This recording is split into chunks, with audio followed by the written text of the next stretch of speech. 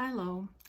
I was asked by several friends to give my opinion on the war in Ukraine. Well, first of all, thank you for wanting to hear my opinion. Overall, people are confused and do not know what to believe as to the situation there. Who's right, who's wrong? How could this possibly be happening? So I decided to record this video of my opinion. Any war has an aggressor and an attacked state or territorial entity. I hope there is no question as to who the aggressor is and who the attacked state is here. What is clear is that Putin is the aggressor and Ukraine is the victim territory. But how did this come to be? That's the question on many people's mind. Note, the question how is very different from the question why. The how is, how did it came to be that we got to the point of something that we all deem morally wrong, but yet it is happening.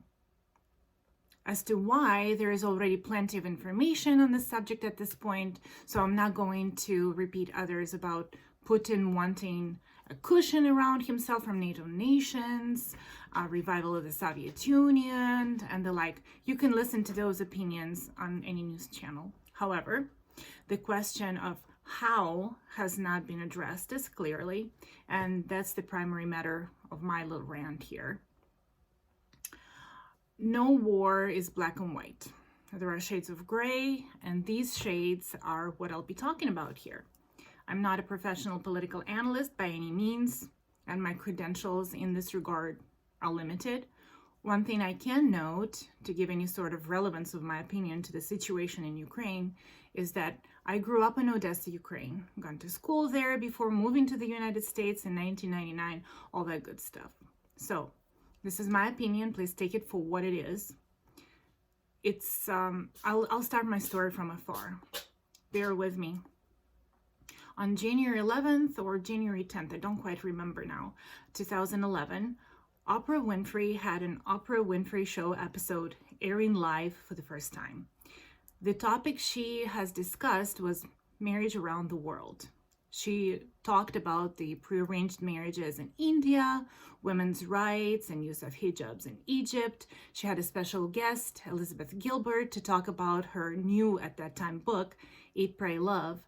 And she concluded with an episode about what she called a mail order bride from Ukraine, giving a highlight of the story of one young Ukrainian girl who ended up marrying a much older American man from New York. The Ukrainian girl was from Dnipropetrovsk. Back in the day of 2011, no one knew where it was, but today most people do.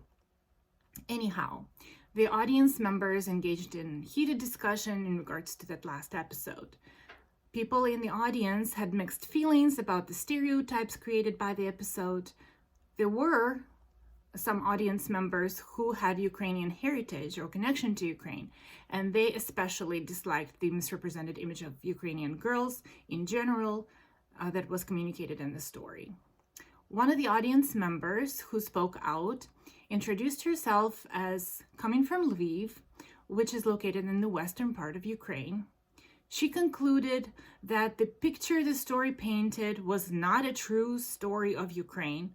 The portrait of this girl was not a representation of a true Ukrainian because Dnipropetrovsk was not a true Ukraine. She concluded further that the mail order bride situation came to be for this young girl from Dnipropetrovsk because she was not a true Ukrainian, because she spoke Russian and was from eastern part of Ukraine on the right side of the Dnieper. And if she was a true Ukrainian, this would never have happened to her. As faulty as these conclusions were, they were given an illustration to the point we're going to discuss today. It is understandable that Oprah was confused and could not understand what difference does it make which language does the girl speak. Neither Oprah nor other audience members, except for those who were from Ukraine, understood what it was all about. How can you be true or not true Ukrainian? What does your language preference have to do with your moral choices? Their confusion was normal because their minds were not poisoned with the ethnic division that Ukraine has been struggling with for at least 3 decades now. Unknowingly, the audience members' discussion of that episode illustrated the answer to the how question of this war. The world community could not understand it then because it became relevant or understood only now. If you're curious about this Oprah episode, I can offer the link to it. The reason why I remember is because I was one of the audience members. I disliked the content of it because of the derogatory representation of the young girl's situation, invalidating her value by labeling her with the term mail-order bride. And that's how the discussion started, progressing to the point of bringing up the ethnic tension. The point of the story today is about the inter-ethnic tension that no one understood then, but it is playing a role now. So, about that, in my opinion, that is the how of this war, and the reason why this war should not be looked at in black and white terms as the media is painting. There is more than one guilty party, although one party definitely is more guilty than others because it engaged in the execution. So it's an arguable point. Bottom line is, it is Putin's fault, but not only. He broke the international law and committed a war crime, but he is not the only one. Ukrainian people are proud folk, and rightfully so. The Ukraine has a deep, rich history and culture. I hope you did not fall for the recent Ukrainian history lecture by Professor Putin. He forgot many factors, leaving out shared history of Kievan Rus and impact of the Valley of Zaporozhye siege and an influence of Kazakhs. He also forgot to mention definition of what the territorial sovereignty of the state is and where it begins. Overall, I'm sure it was done knowingly, because bring up the international law in regards to that last point, that would invalidate every and all of his arguments about Ukraine not even really being a valid country, and it would invalidate him building a case of excuses for his invasion. So let's address sovereignty, or as Stanford Encyclopedia of Philosophy defines it, as supreme authority within a territory. According to the international law that's been in place since World War II, built on principles that are rooted in the territorial and ethnic traditions of 1600s. According to the modern definition, it begins when the international community accepts and acknowledges a territorial body as an independent state. That's the international law. This is something that happened for Ukraine in 1991 when Soviet Union collapsed and the 15 new independent states were born. Putin broke through this law. Therefore, he is a criminal. But let's go back to our subject, which is answering the question of how. Why the Ukrainian language is so important in that opera episode. Throughout the history, attempts were made to strip the Ukrainians of their ethnic identity, to push them off of their lands. Territories of Ukraine were sliced and spread between different empires throughout history. Hungarian, Polish, Lithuanian, it's Rzecha Pospolita, Byzantine, Turkish, Russian. But the people remained devoted to their roots and did not give up their history. The core language remained the same, but definitely took on some dialects depending on the influence of either West or East cultures. And East is the Russian culture. But none of this invalidated the fact that the Ukrainian culture persisted. The Ukrainian language became one of the most important links that continued to unite the Ukrainian people throughout centuries. It was their strength and their weakness. It was their strength because it united them. It was their weakness because it was the only thing at times that united them. It was their weakness because it was easy to attack as a result, because it was so evident. The ethnic identity strength that helped them to come together as a country in unity became their weakness, as I said. The enemies of Ukraine did not delay to use it against Ukraine, even in the modern times after the collapse of the Soviet Union. Once again, even as an independent country, Ukraine was torn by the competing influences of West and East. As a result, the whole concept of the new state started to be built on not on the social platforms and reforms to improve the life of its new citizens, but on ethnic identity. It almost felt like the Ukraine needed to prove themselves to someone. I still do not quite get to whom they needed to prove it to, whether it was to the outside world, to themselves, or to Russia. But anyways, to ensure that the new country is distinguished and justified as an independent state, the corrupt leaders that came to power, backed by the outside powers, I'm sure, took an easy road and appealed to that emotional longing of Ukrainians to breathe. Breathe. I will talk about this concept in just a moment, but for now, let's identify ethnic identity as an inhale and territorial unity as an exhale. They were thrilled, people of Ukraine were thrilled to have their own country once again, and that's when the Ukrainian language was made into a weapon against them. Deliberate eradication of anything Russian got on the way, discounting the fact that there were still a lot of Russian-speaking citizens in Ukraine, most of them living on the right side of the River Dnieper in the eastern Ukraine. A lot of them were Russian-speaking despite of the fact that they were ethnically Ukrainian too. So it felt like the ethnic separation was directed against them as well, and they were looked at like a second-class citizens by their own country that they were so thrilled to have, and even some of their fellow countrymen. They were accused of wanting to join Russia once again, pro-Russian views, etc. Confusion started to set in. For many people in the United States, this is hard to relate to this foreign concept. People here may know, but do not really pay attention to the fact that the United States is different at the core of its formation from the majority of the globe, in the sense that their territory did not depend on a particular ethnic identity.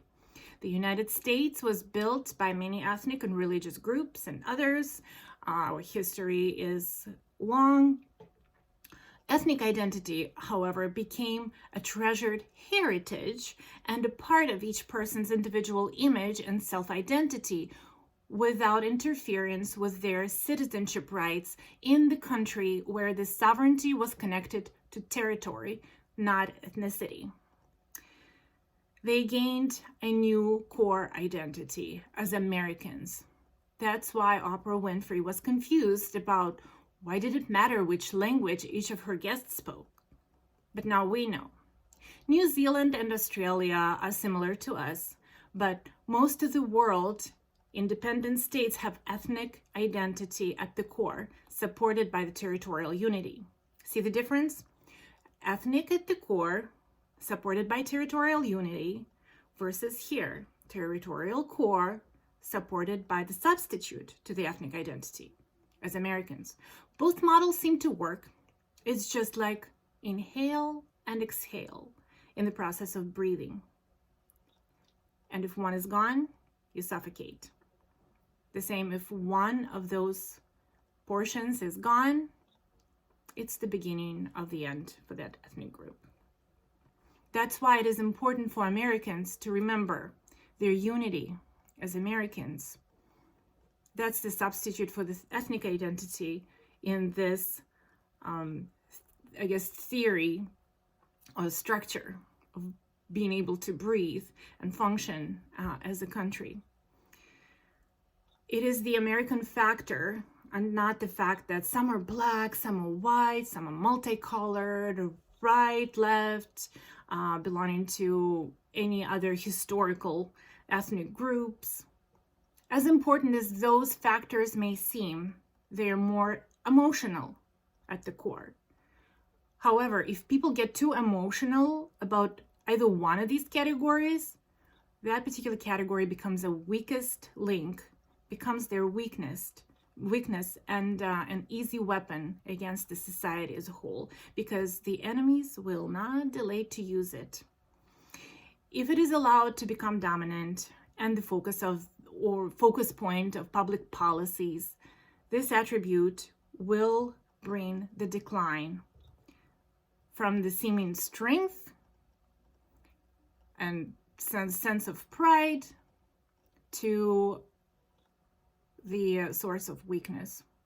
Yes, it is easy to obtain a popular vote appealing to an emotional concept like this, but as a result, taking over the power for a wrong reason becomes very easy as well. You know, what amazes me every time? All this lengthy explanation is really tied into the very first biblical commandment: you shall not have other gods. When anything, and I mean language, ethnic identity, race, political affiliation, etc., becomes something that is primarily leads decisions made by an individual or by politicians or even by country as a whole, it replaces God's direction, and as a result, it leads to destruction every time. Maybe not immediate, but eventual. Fanatical push of any agenda is against the first commandment. God's law exists whether one likes it or not, just like any other natural law. However, God's law, the impact from it may not be as immediate as the impact of the law of physics, let's say, because God's concept of time is different from ours. He is eternal, so he is patient. The impact of his law may not be immediate, but it is eventual. It will catch up with you, independent of what you want. Just like the law of gravity will catch up with you if you drive 50 miles per hour on a wavy and steep mountain road with a speed limit of 5 miles per hour. Don't you think? This is an arguable conclusion that I will draw now, and I know that a lot of my friends would disagree with me, but the Ukrainian language and identity as Ukrainians became that golden calf to a certain degree for Ukraine. And please believe me, I am not saying this is to put blame on Ukrainians as people. I'm just analyzing the picture in front of me to answer the how question that we posed in the beginning of this discussion. And I am leading to my point. Since you listened this far, please bear with me some more as I reach my conclusion. The golden calf situation happened not because of Ukrainians having any sort of defects or moral lapses, nothing like that. No. I am observing the fact that because Ukrainians were faced with influences of the surrounding powers for so long in their history, and they were starved of their own consistent territory prior to 1991, they were not able to breathe. Remember the allegory on inhale, exhale, ethnic identity at the core, supported by the territorial unity. Since 1991, the people of Ukraine fell victim to corrupt leaders that would come to power repeatedly, one after another, using their ethnic identity, Ukrainian language, as a carrot in front of a donkey. Yes, the eradication of the Russian language created a degree of tension, but it was nothing that truly disturbed the overall peace up until Putin used this observed tension and fueled the fire. He gathered his first fruits when he annexed the Crimea. Next came the Eastern Territories' turn. Remember those interviews about 8 years ago, in 2014, 2015, where he claimed he did not simply know how come people in Russian military uniform with Russian weapons ended up in the territory of Ukraine in regions of Lugansk and Donbass and Donetsk region. No, I remember those interviews. I remember he said that they probably bought uniforms in the black market and got weapons by stealing. That was his claim. And why would anyone ever dare to question him about that? The world listened suspiciously for a moment, but then got distracted by other conflicts and political pressures. The focus was shifted, and that's exactly what Putin needed. What did he need? He needed to justify his plans, just like he did with Crimea. So he had to come up with more excuses.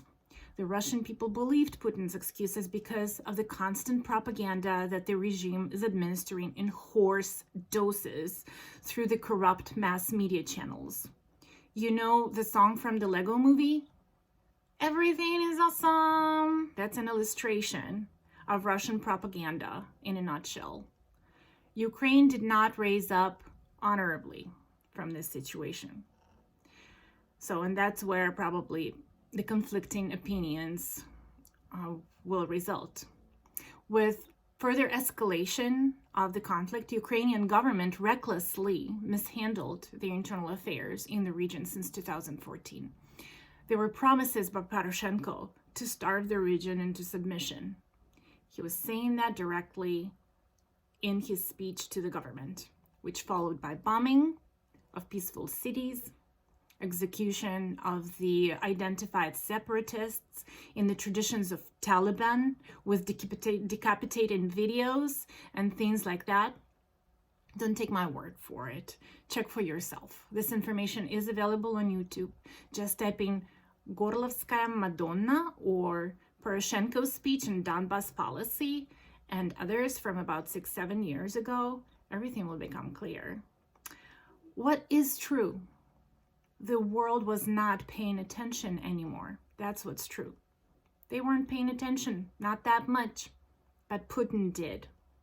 Like a scavenger waiting for the dying victim to take its last breath, he was paying attention and collecting proof of the conflict that he was so masterfully fueling. The Ukrainian policies and poor social programs were making it so easy for him. Even though he did not need much to shape public opinion in Russia, besides he already had Crimea in his pocket by then and knew what works and collected plenty of material to justify what would come years later. He's patient. He's building his attacks thoroughly. It's like playing chess for him, or at least it seems to be. He's carefully setting up the board until the only way to go is a checkmate. In the following years, he would show only one side of the equation to the Russian people and whomever else that wanted to listen. He showed the destruction that the Ukrainian forces were committing on their own territory. What he failed to put in the picture is that he was the one fueling the fire and standing on the sidelines waiting for that fire to reach the right temperature. Putin has been in power for a long time. He outlasted many world leaders since 2000. Don't be fooled. Don't fear a rich person coming to power, but fear a peasant who becomes the richest man on earth by coming to power, like Putin did. Meanwhile, the world was standing by, loving on Ukraine at the distance and sending blankets and prepackaged meals. It's easy to love someone from the distance, isn't it? Everyone was so nice and respecting the right of Ukraine to conduct their internal affairs. But when you do the same thing over and over and expect a different result, that's the definition of insanity, isn't it? Ukraine was doing just that, falling into the ethnic battle pit, deeper and deeper. It could not crawl out of it in the eastern region anymore. Tensions and emotions were flying both ways. And there was no one to tell them that two wrongs do not make one right. That's the concept that I'm teaching my children every day. But it didn't happen for Ukraine. The world community purposefully or through negligence did not identify the conflict beyond simple observation. There are plenty of stories on YouTube and political analysis, speeches, and interviews that speak about this, but they did not go any further. just bystanders. No one had an obligation to intervene. Ukraine was not a part of NATO or a European Union. Besides, who would want them in those entities if Ukraine was drowning in continued corruption, mismanagement, poverty, and pride? So, when Putin told his nation that he was a peacekeeper and had to go to Donbass, it was easy for the people who were fed one side of the story for years to believe him. Compassion filled their hearts. Isn't it ironic how easily human emotions can be manipulated? The definitions of good used for the wrong reasons. So that's how Putin convinced a good portion of his country that this was a right thing to do. Those who disagreed are continued to be beat into agreement up until this day. Putin lies. He lies big. We do not have to dig down deep for examples. He lied to the Russian people that he was just conducting a military operation in Donbass, which turned into a full-blown attack on most of the Ukrainian territory. Lie. He lied when he said, "We're not going to occupy Ukraine." Yeah, what he probably meant was in the lines of, "We only will install the government that will respond to us only. That's all." Some people say Putin does not know what he's doing, but I have to disagree. The issue is that he knows exactly what he's doing. He knows that his actions are causing pain and further destruction, but he chooses to take these actions anyways because he justified himself. He convinced himself, just like he convinced the Russians who are willing to listen to him and who are willing to watch his no-news channels, that he's a peacekeeper. I guess Hitler also thought that he was saving the world, right? This is how the ethnic division in Ukraine led to what we are observing now. The ethnic identity of Ukrainians became the weakest link Putin used to accomplish his goals. And that is my conclusion. Thank you for listening, and I'm looking forward to your feedback.